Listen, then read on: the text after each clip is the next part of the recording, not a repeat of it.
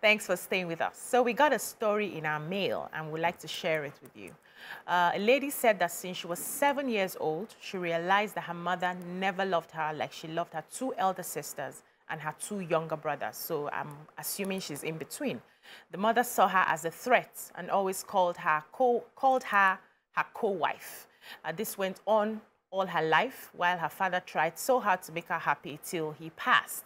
The woman made life so miserable for her that she monitored her schooling. She made sure she served in her office, always taunting her and saying to her, now your husband is dead, who will save you? And now she's 50 and she's got no life, no friends, no self-esteem, and she cannot seem to love herself. What are your thoughts on this? You can join the conversation by calling us on 081 0764 1679 or 090 2416 3440 or tweet to us at TVC Connect using the Your View hashtag. The story was a long read. You know, we just had to shorten it because we're on air. But some of the things she said, which I want to highlight as we discuss this, is the fact that she started cooking from the age of 6. And her mother made her to serve her elder ones, and even her younger ones. She would cook, she would clean. The rest were not treated that way. And even when she got admission to go to a school far away, she actually planned with her father to, you know, seek for JAMB to a distant place. The mother delayed her admission for over 1 year till they found a polytechnic close to the house for her to attend. And I am wondering, Biko, what is the role of the father in all of this? How do you open your eyes and you see your wife treating one of your child just because she believes you love her more? And why is the woman competing with her child? Those are questions I would like us to really take our time and unpack this morning before we go to solutions. Solutions will come later on. So what are your thoughts, Ronke? Well, it's a very strange story. Strange is almost difficult to assume it is true. I'm telling myself, could it be that they were unable to tell this girl that she's not, maybe the mom is not her real mom? Because it's almost impossible to assume somebody will have a child and treat the child so bad. To answer some of your questions, well, I think what we owe our parents is honor. It's not slavery. That's what we owe them, honor. So I am upset that she let her mom do so much.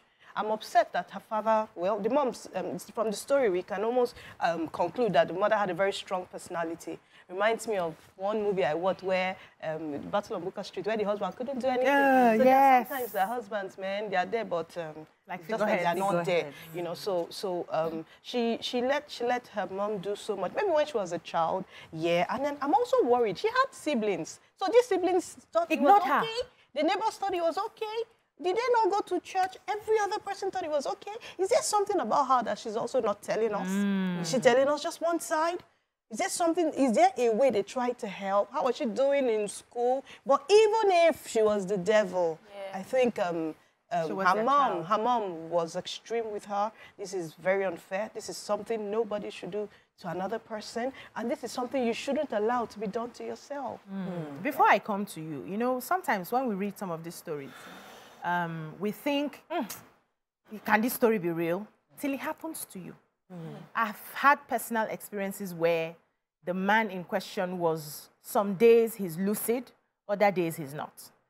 But what I realized was the days he's lucid, he makes sure that the children are treated right. And what I mean not lucid is they've used jazz to cover his face, yes. And on those days, you know that this man is not here. You can tell, even the children will know that, for daddy to see this kind of treatment and he's not saying anything, they've done something. Because the days he's lucid, he gets himself back. So when I read the story, I could relate, because I've seen it firsthand.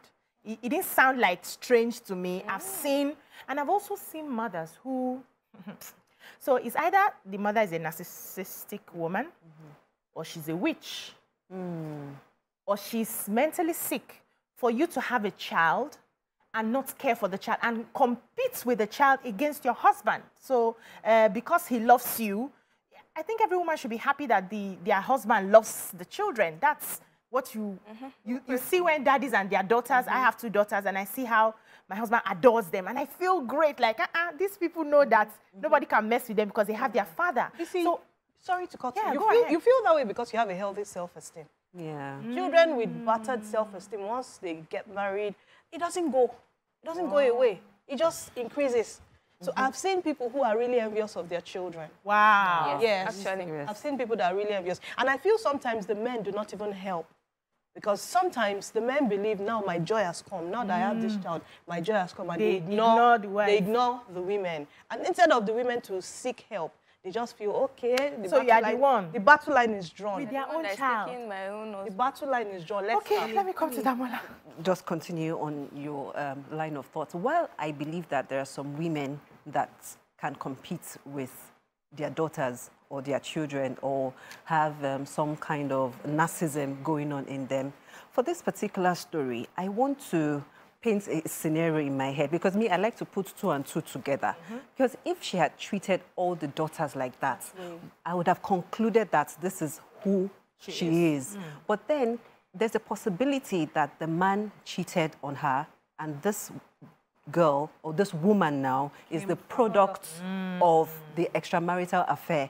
So the woman is seen, or she was seeing her as the competitor, like you. Your mother came, had the audacity to come into my marriage and sleep with my husband, and now brought you. That explains some of it. So because she had other children that she did not treat like that, but she decided to pass all that hatred. But Dami, let me bust your bubble there.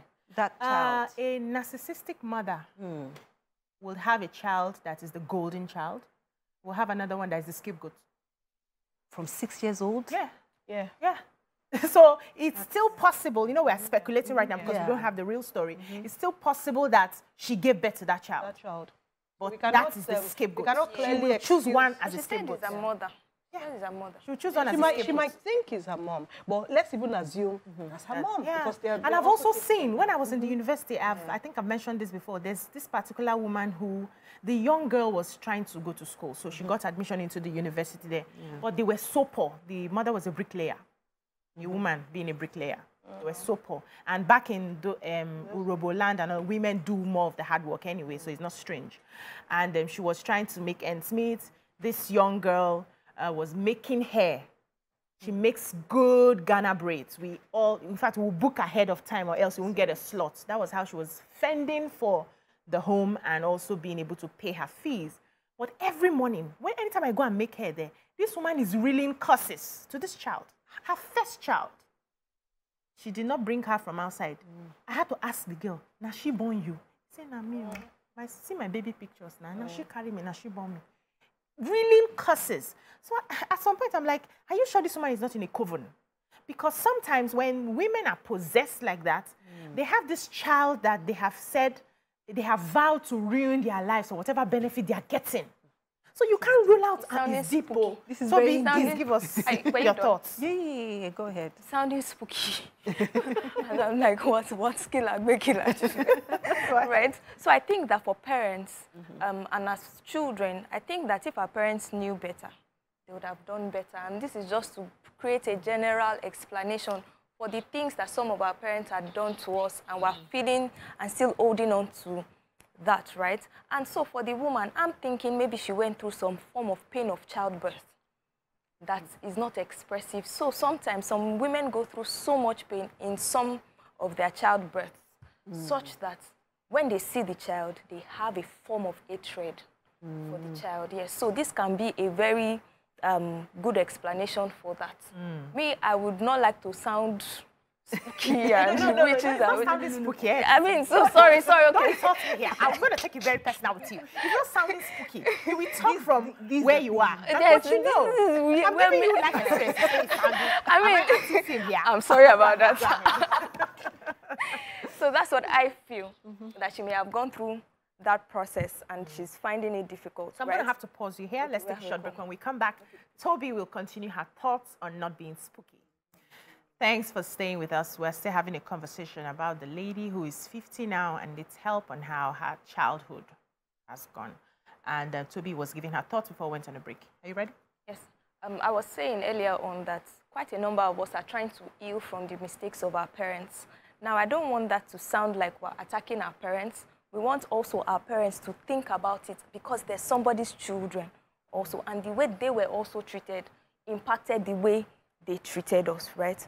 And there's another thing also about sibling rivalry, when it feels like a parent is showing favoritism towards a child. We see that also in the Bible, where Joseph, for instance, we see what happened to him, how that he was sold because a parent was showing so much love for him. Now look at this woman, she's 50, and she actually has siblings, but she said that none of her siblings relate with her. They don't just want to have anything to do with her, and that shows the impact of this sibling favoritism that we complain about, or that we say that parents show that this one, maybe because the child is outspoken, like, this one is my favorite child, right? And now look down on another child. So this lady in this instance was now the scapegoat to be used in the instance. And one thing I also say is that whenever you wake up is your morning, she's 50 years, yes. A lot of us may feel like... Relax, we'll give her solutions in a bit. Time, yes. Yeah. A lot of us may feel like time may be up or time has gone for her. That what would she have done in her youth? What would she have... Why would she allow this and all that to happen to her? But the truth about it is that we process things differently. A lot of us are able to speak out now because we're aware and we are exposed to things that make us more responsible for our lives, but not everybody has that instance. So I really feel for this woman, and to be honest, I hope that from this table we can get a lasting solution to helping her. We'll get a lasting solution because we have the waker. The life coach. I'm a lady of your view right now. On the panel, she will get. I'm a lady of your view right now. So I like what you said. Not all of us process, things the same way. And the fact that when things happen, some of us tend to freeze. Some fight, some take flight. She has frozen for so long. Maybe, like you said, we'll wake her up this morning. But before we start waking her up, I want us to talk about the father. Yes, sir. As a man, don't you think you have the responsibility to ensure that things go well in the home? To ensure that every child is treated properly. It's not just to churn out children. Your wife can born, you not can bele, 3, don't drop, 4, 5, 6. And then you don't care about their mental well-being, their emotional well-being. You don't pay attention. So I always say, like, before I come to you, Ronke, I grew up in a very unstable, family, and I had several stepmothers. Several. They will come, they'll stay for years, they'll go, another one will come. My father was a hot cake. Everybody just wanted to have a piece of him. And they would come and they would maltreat me or make attempts to maltreat me. But I realized that for the times that he's lucid, the example I gave initially, I was actually talking, I just didn't want to mention him. He would insist on how I'll be treated. He would pay attention to what I ate, what I had for school, how my well-being. He would pay attention. I would know that my father is back. And that gave me confidence that my father has got my back. But this man, do you think he did that? He didn't show if he did any of that. It felt like the woman just had a free will to run the home anyhow she wanted, to the extent that he was plotting jam secretly behind his wife. Because which effort did that woman cook to have such power in that house? Ronke, help us, please. I went back to the story, BC, and I feel like I don't want to agree with Toby's spooky line of thoughts, but I'm almost, I'm not left with any choice here, because I've seen a number of lines, like, go out. You don't agree, but I don't want to agree, but I just have to agree that there's something spooky about this. Because times when she drove the girl out to say, go and meet your father, go out, that means the father was out, maybe away from home. So I see a home that had an absentee father. Hold on, because I really want to get your thoughts, but let's take Dan from Kano. Good morning, Dan. We have a caller, Dan. Yeah. Good morning, sir. Good morning. You're live. My contribution to what you're doing. Hello? Go ahead, sir. We can hear you. Okay. Thank you very much for this conversation. I so much love it. Yeah. I noticed that also is happening in my house too. But it's not as the case of this girl in question.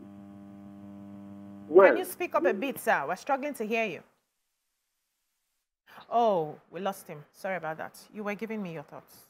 Yeah, so I said, they go out and meet your father. Don't disturb me and my children. I and my children. Sounds like the man was an absentee father, not really present in the home.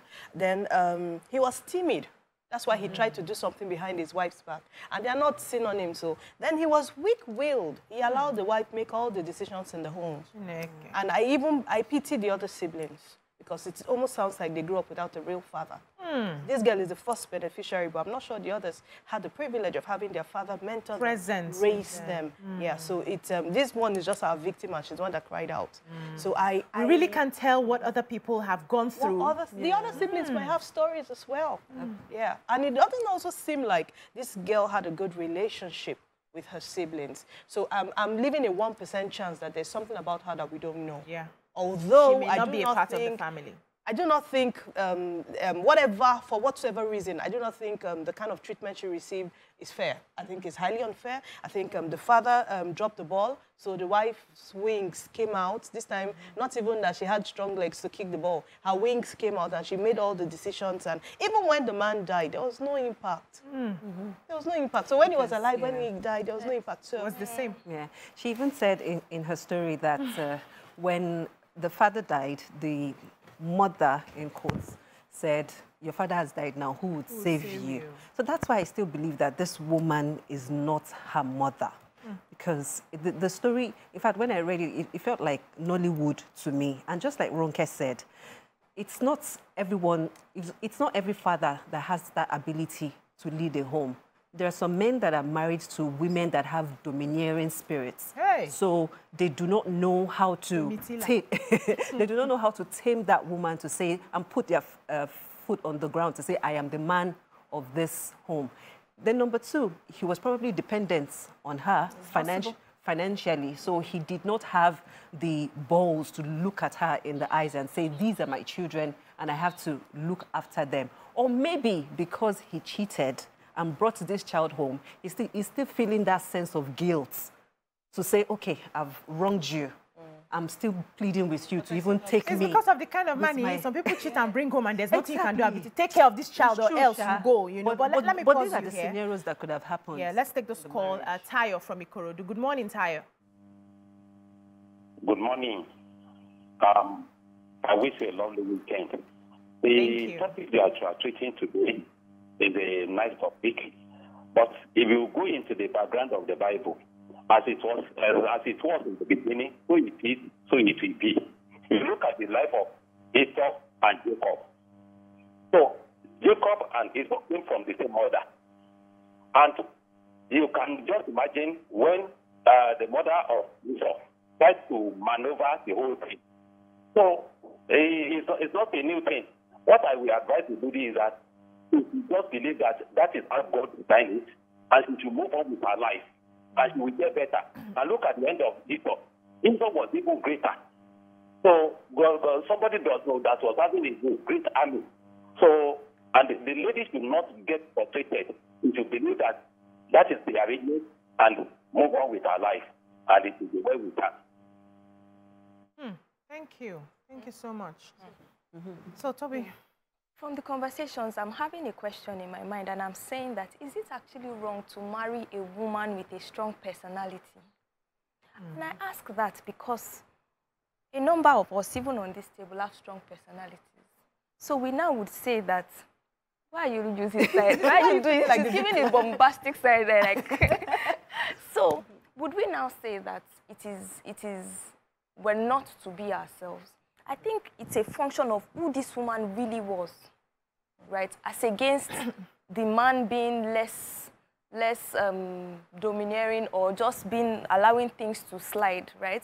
So for me, I think that the question of marrying somebody that is stronger or that has more power and all that is okay, but you must always look at the values. I'm sure this woman must have, at some point, exposed or let others know that, or let the man know that this is the kind of person, this is the way she thinks. Because how would she, out of all her children, pick out one person, right? And you know, we're always victimize and choose. That means in some other instances, she may have done this, and then the man may look at it and say, yeah, maybe. And just there's some men that are just in love. Some good sides, yes, in love and just want to overlook it. Exactly. They don't want to break the home. And the they want to keep child. And then he may also think that it is just one child. Well, the other ones are okay. And then the man may feel like, okay, since it's just this one, let me just let it go for the sake of peace. And you see that a lot of men also do this peace thing. So we have our different personalities, and some are strong, some are middle, some are a bit, I wouldn't use the word weak, some are, let's use the word, let's say soft now, since I don't want to use weak, mild, you know. But it's what you see, what I see in this case is, fine, she has a strong personality, but she is traumatized. She's a traumatized person. Absolutely. And if you dig deep into her probably upbringing, somebody must have done, maybe one of her parents singled her out and made her the scapegoat. Yes. So she's giving what she knows as normal. If I have like 5, at least one person should suffer. That's how I suffered where my siblings are. But she's quite a strong personality. She was able to hold everybody. Nobody could speak up. If we really follow what the story is telling us, nobody could speak up. So this lady needs to understand that this woman is a traumatized person. And for her to heal herself, she must forgive the woman. For her to hold on till she's 50 is already a problem. The gravity of the mess that has happened to her emotions is so deep. She needs series and series of therapy to come out of it till 50. You know, in my head, I'm like, okay, when you got into the university, run away. Don't come back. Daddy, send me money. I'm not coming back. If you don't send me, I'll find my way. We saw a lot of people in school who did not like to go home. I didn't like to go home. I didn't like to go home. The only time you see me at home is when my younger brother calls me that daddy has money, daddy has money. I just carry my bag, show. Once I collect the money, I'm out. When I finish, I come to Lagos. You know, I was modeling, I was distracting myself. I didn't want to come home. So children, at some point, when you become a young adult, you're like, I can't do this anymore. For your you take responsibility. You don't still wait on mommy to give me handovers, mommy to... So she kept waiting for mommy to validate her. Absolutely. And mommy refused to validate her. So there's something this story did not tell us. But I want to agree with what Damola said. It's like this woman was the financial help in the home. Financial backbone in the home. So even if she had gone, there will be this fear of what will happen to me if I go, who will take care of me, and all of it. So while you were talking, I remembered one time when one girl came to me. She had a cut on her head, and she told others that she fell. But I just didn't buy it. So she came to me, and I asked her to take off the cap. I saw it. I saw they had taken out a part of her hair. So that seemed like they stitched it. And if that was a fall, you know, it just, you know, so I told her to just tell me. Don't worry, it's between us. Tell me what happened. And then she said, my mom hit me. Your mom hit you with what? She said, a stick. I looked at it again. A stick would never have done this. And she said, and cutlass. Hey! So, no. I haven't verified if it was cutlass. She said. So, but keep the chimo down. Keep the chimo down. Okay, so I happen to know the girl's dad. And so I said to her, tell your mom to come see me. Your mom would need to understand that she cannot always try. But before then, I said, what did you do? I know that whatever she must have done, I mean, that was it. But what did you do? And she gave me the most silly response ever. She said, my mom has taught me how to make rice. And she said, whenever I'm cooking rice, it must not be too soft. So this day, it was very soft. How old is this girl? She's 13. Oh, my God.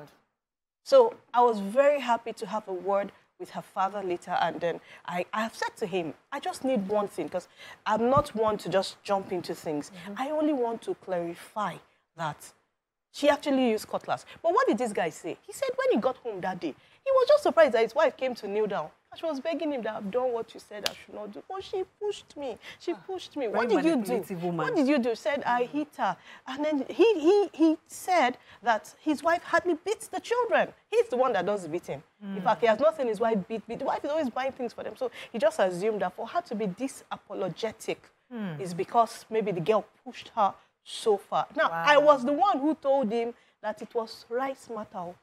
He said he was so tired that he just told her, get up. Get up. So that's to let you know, Toby. So I'm going back to, I'm leaving your spooky side and letting you know that these things can happen. Now that I know this girl, so my husband was involved, a friend of mine, and my friend wanted to shake the guy like this. What are you doing in your home and you allow your wife to do this? And my husband even said, next time you offend her, you better go to the other room and sleep with one eye. No, we teased, but I tell you, there's some women with anger issues. True, but let me pause you. We have a call, Abdulaziz from Ikorodu. Good morning.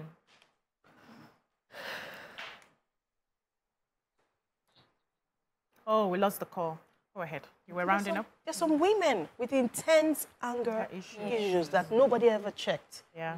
Okay, and then we must go back to those times where we believe it takes a whole community to raise a child. Parents cannot do that alone because some parents cross the line. So many parents cross the line. Well, what she said, right, is what I was driving at about the spookiness. So there are more things. We live in a culture that attributes our weaknesses to the spiritual. And what really is the problem is an anger issue. Anger. A trauma issue. So let's stop over-spiritualizing things that actually can be sorted when we really want to sort it out.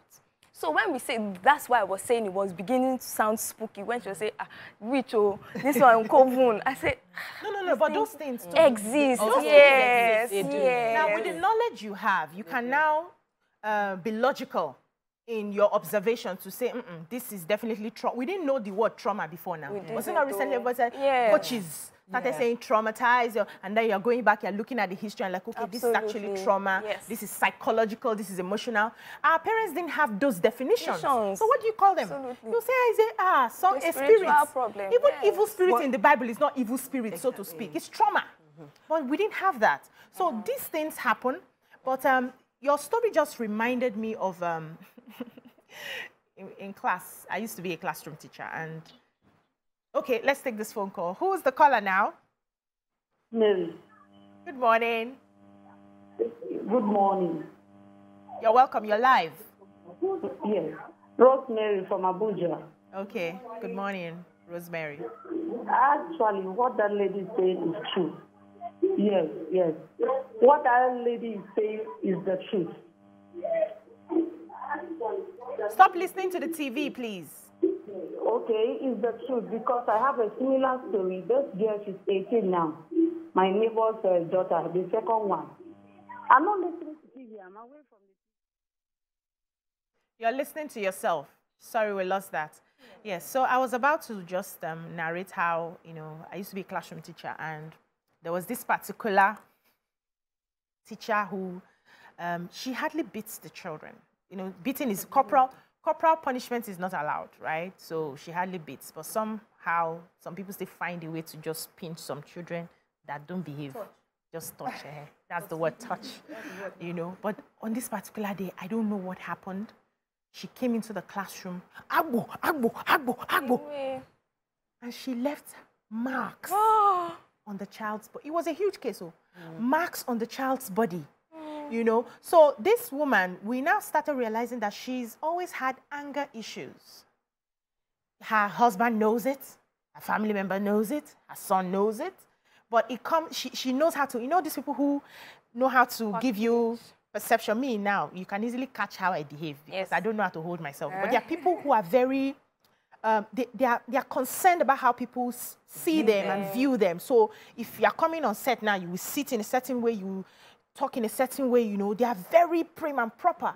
But once in a while, that thing comes out and she will lash out and do whatever, So someone who's married to that kind of person will probably be seeing more of that. And they will just feel, she doesn't get upset all the time. It's once in a while. Once in a while, you break bottle on your child. Once in a while, you carry knife for your husband when you're upset. Once in a while, once in a while.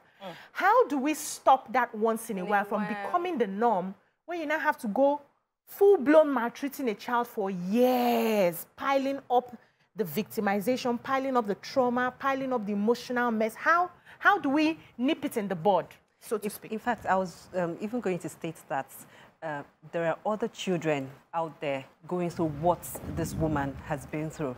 There's one stepmother somewhere maltreating one stepchild now. There's one uncle or one auntie maltreating one niece, or one madam somewhere using one underage child as a house help or as a housekeeper.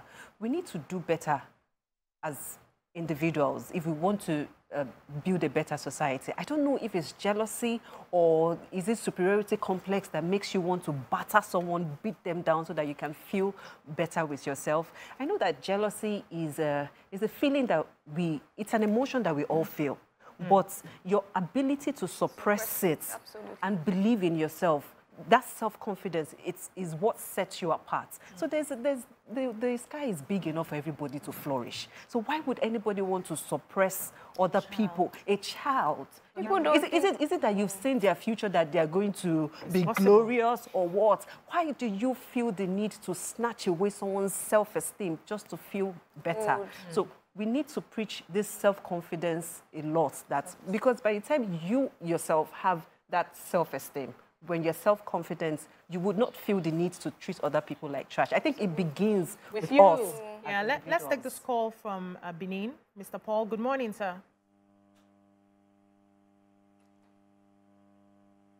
Good morning, Paul.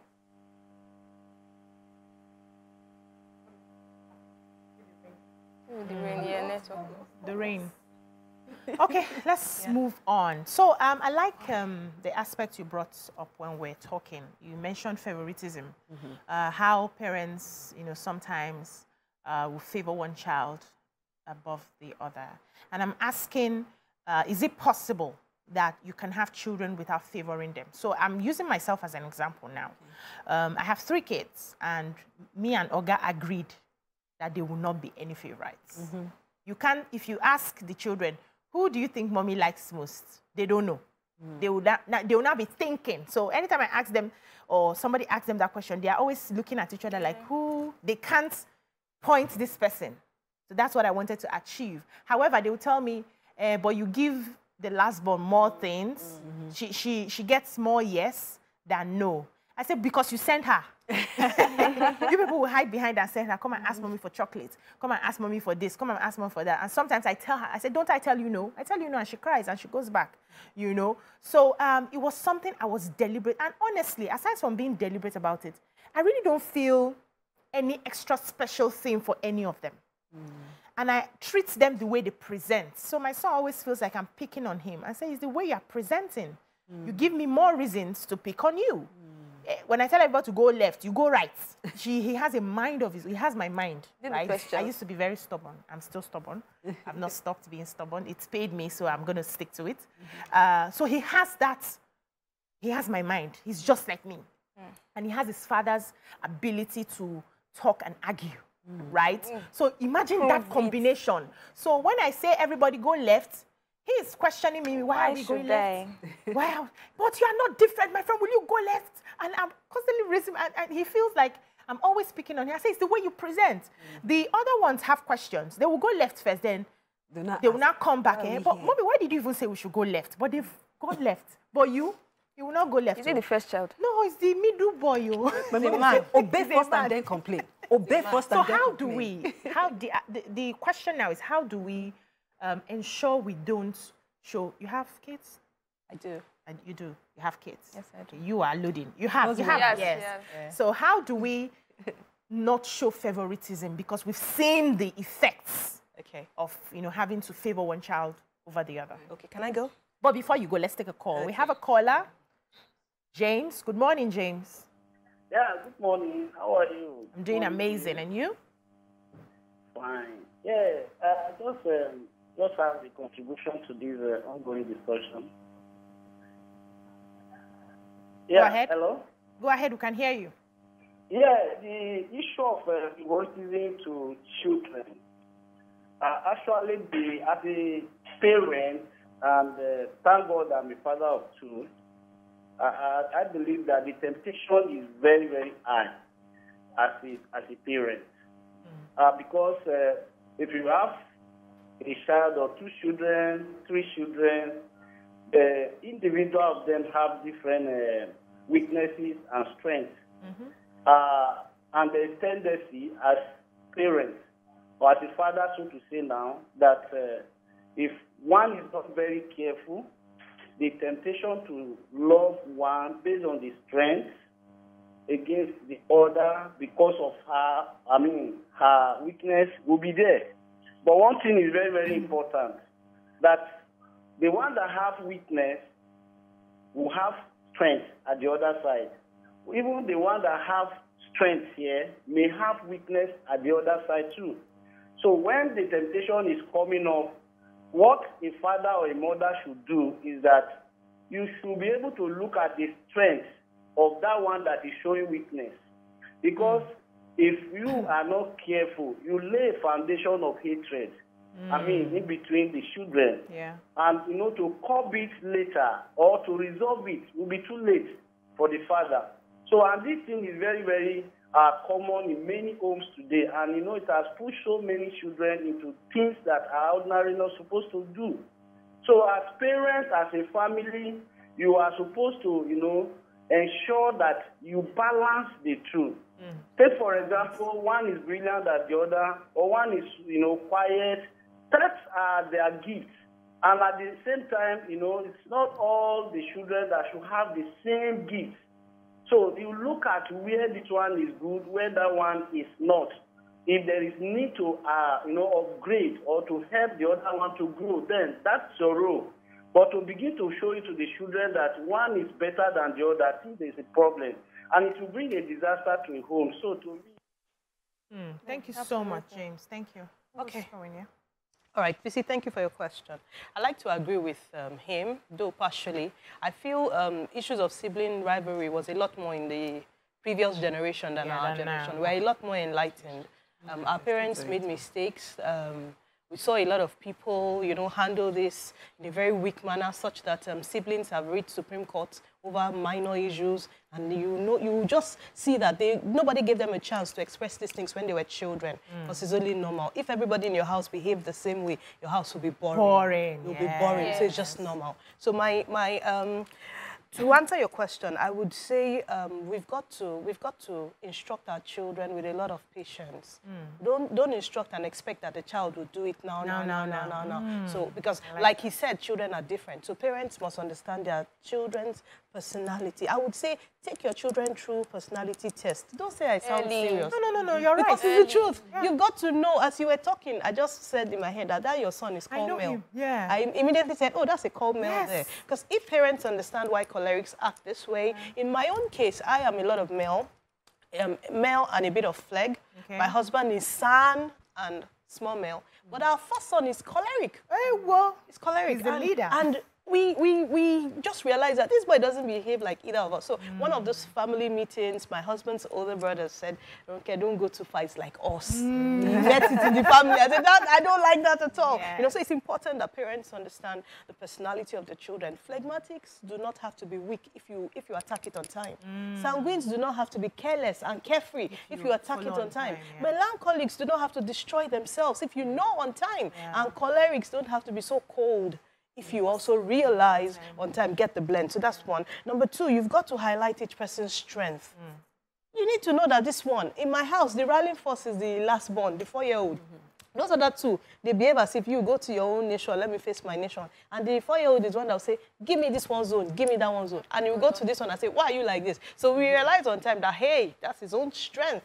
And we also found out that my son likes his space. One time, my mom came around, so she saw a shirt that was small for my son and gave it to she took it for my sister's son, who was like 2 years younger. So my son went with my mom to that house. And when they were searching, he just saw his shirt. Mommy, this is my shirt. And the next thing is, you took this from my house. My mother said, your mommy gave it to me. He said, that's what I don't like about my mom. Why did you tell me? Yeah, so I like what you just said.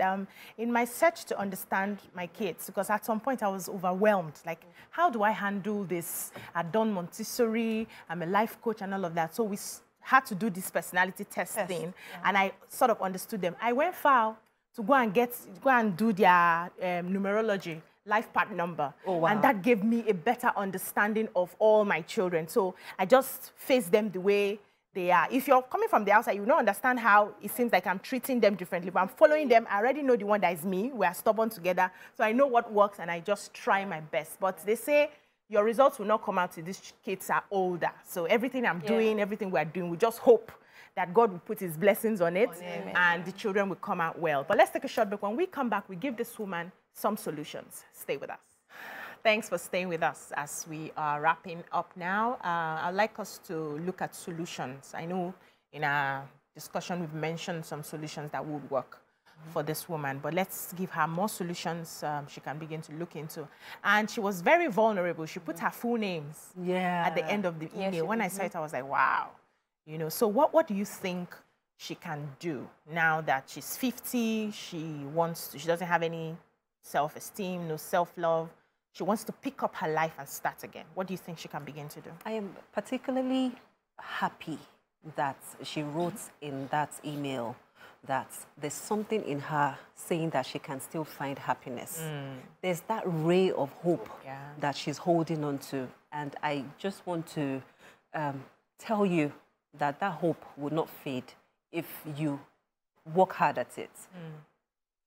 It's been a traumatic childhood for you, so please, you have to seek therapy. I do not know if you will be able to afford it, because I know counseling.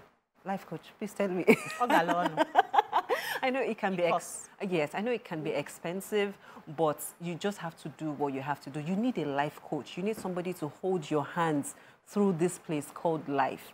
And if you can volunteer at maybe church programs or some foundation, get something that can give your life a meaning, something that you can commit to and say that because of your existence, this thing is thriving because of me. And it's not too late. I don't know what you've done with yourself in 50 years. I don't know if you have skills to monetize, but if you do not have any skill, you can still acquire them now. It's not too late. The person that founded KFC started at the age of 62, and today KFC is a multi-billion-dollar business that is thriving. He has left a legacy for the ones that are still coming.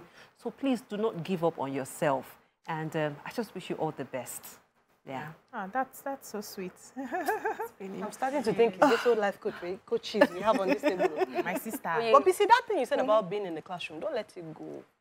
Still look how to get to the classroom. No, I don't understand. I'm still in the classroom, but You're now with adults. No, my coaching is part of it. Why do I have to go inside the room again and be playing with children 10-10? My waist cannot be. I want to ask you, what can you not do? Hey, I can't kill. Epic answer. So what I think she can do is she needs to forgive herself and try to walk away from this past. It's hurting, but it won't help her future. She needs to just forgive herself and move away. She needs to, just like what Damola said, she needs therapy, and she needs to understand that life has not ended. I mean, she's got a good opportunity to create a different mindset for herself. And that would not happen unless, because she spoke about the mother's demise with a lot of pain. Now that she's gone, I mean, she won't move forward if she holds on so much to everything that has happened. So she needs to try to walk away from it. Those are the same things I would have said. So I wanted to give like a context to the previous conversation that we had. Their children, I mean the other ladies on the show, their children are a bit older. So for people that have children within the toddler range, we would see that the personalities of our children change. Today they are smiling, tomorrow they are straight-faced. So please don't be pressured, right, to take a personality test, because in another 2 months, you find out that it's changed already, yes, but understand that there are basics, right, underlining that you should take on as a parent. So one of the things I say is that let the same rule apply to all children. Don't say because this one is the firstborn, you are taking this one, you are not taking this one, right? Because I have a baby, he's 1 year and a few months. And so, sometimes if he wants something that his older brother is holding, he would lie down and be crying. I say, you have seen this thing before. Stand up when you are done. Because it feels like, and you know, my older son will be like, mommy now, mommy, let's give him. I say no. Because if we do this, he's going to grow up with that entitled mentality of saying that he must always have his way. Must lie down. So let the rules apply across board, irrespective of the age that you raise your child in. And then there's this thing about raising your voice at children. I don't raise my voice at my children. You're soft naturally. So, and it wasn't always that. I didn't grow up like that too.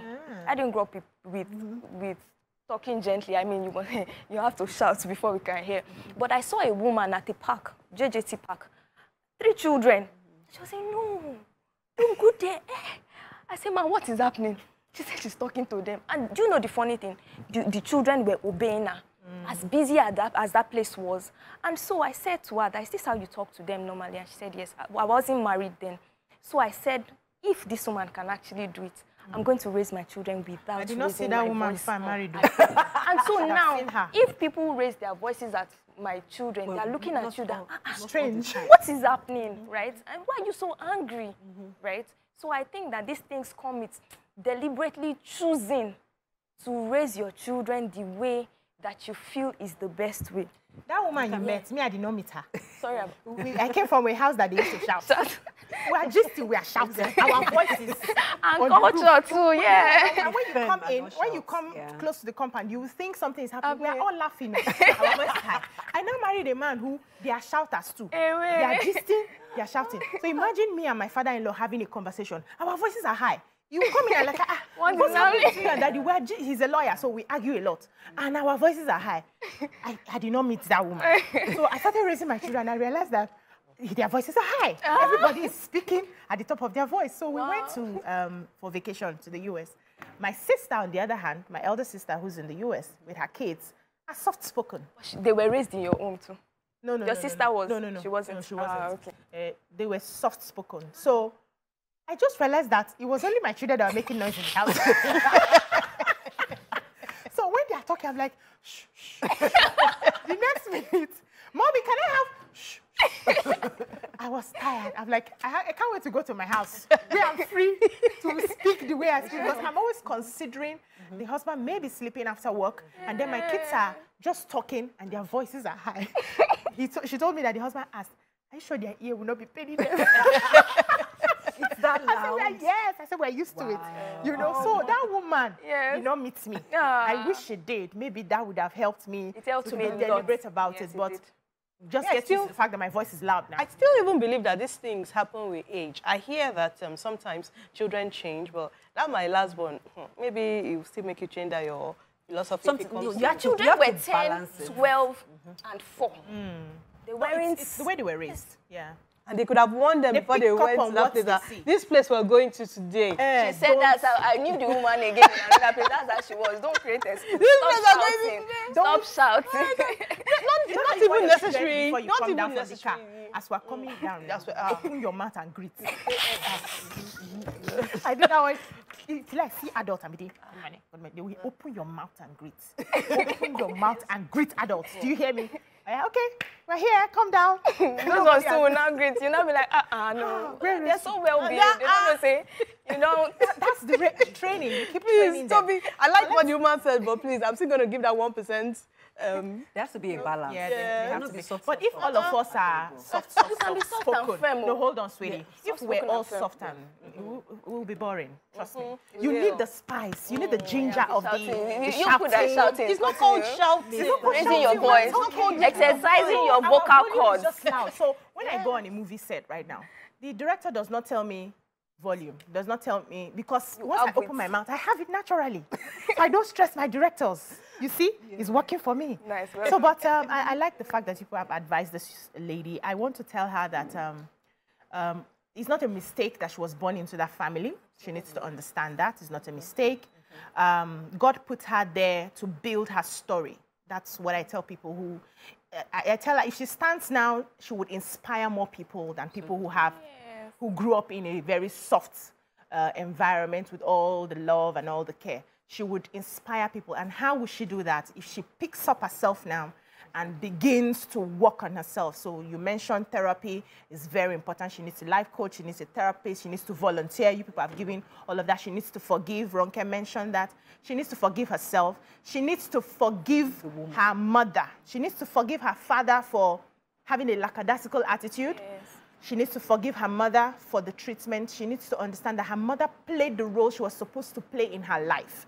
And how she turns her life around would, you know, make the role her mother played, you know, like, let me give this example. When Judas Iscariot had to sell Jesus, he played his role, right? And we will look back and say, Judas Iscariot is a wicked person. But if he didn't sell Jesus, we won't have a savior today. Absolutely. He had to play his role. So your mother has played her role, the role she was meant to play. Absolutely. For you to pick up yourself and build your story so that you can inspire more people. So don't give up. Don't waste your pain. Don't waste your pain. Yes. Turn your pain to your glory. Don't waste your pain. Turn it to your glory. And let's see how that goes.